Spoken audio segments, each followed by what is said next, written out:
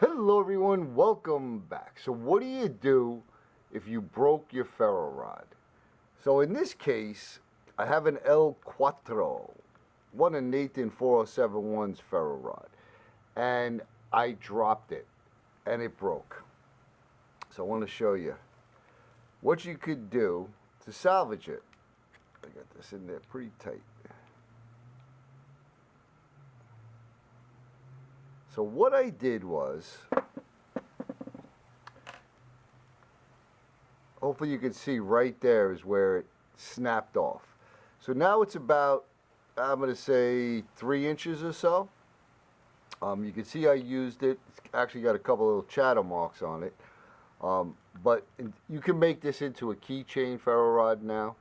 But what I chose to do is, I have these handles, these very inexpensive handles, they're file handles, okay? And I drilled out a hole for the ferro rod, and I drilled out a hole for one of my 5mm high-speed strikers. Now you might be saying to yourself, what the heck is that screw doing in there?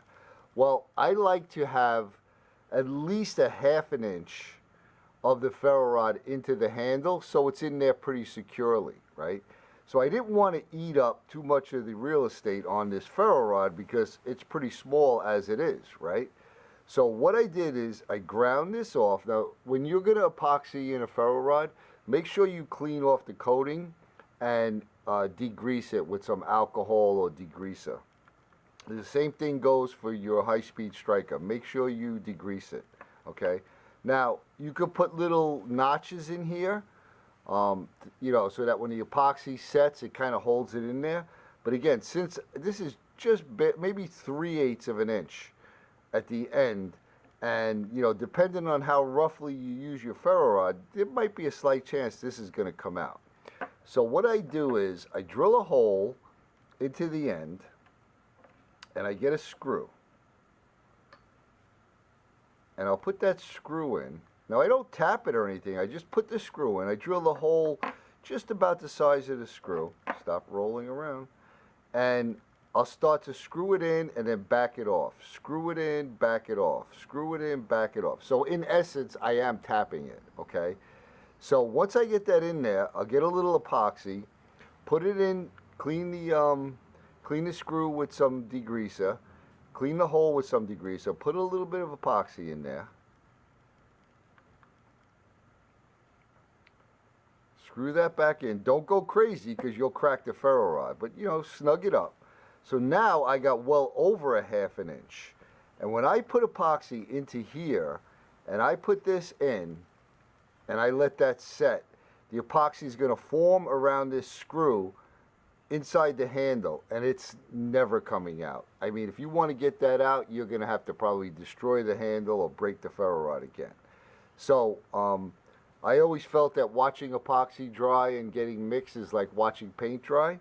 So I'm going to epoxy this in. I'll epoxy this in, and I'll show you what it looks like. I shall be back. All right, so the epoxy set up. And let me tell you something. That is in there for good. So it's still a decent size. You'll be able to get a nice strike on this.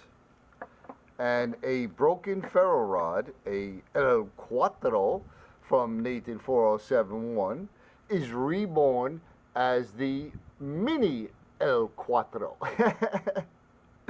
So just wanted to show you all that you can salvage, you know, a busted ferro rod. You could do it with any kind. It doesn't have to be a square one. Just make sure you use a very, very sharp drill bit. Go slow because it will, as it's drilling, it will, all the shavings will, they'll ignite, just like if you were striking it. So just make sure you're in a safe place when you're doing it, and you should be good to go. So we'll probably feature this on upcoming Fired Up Friday. So I want to thank everyone for coming along. I hope you found it useful. I hope you all are doing well. I'm always going to say it. Sending you much, much love and respect, all my brothers and sisters, and a much, much appreciation. So we'll see you on the next one.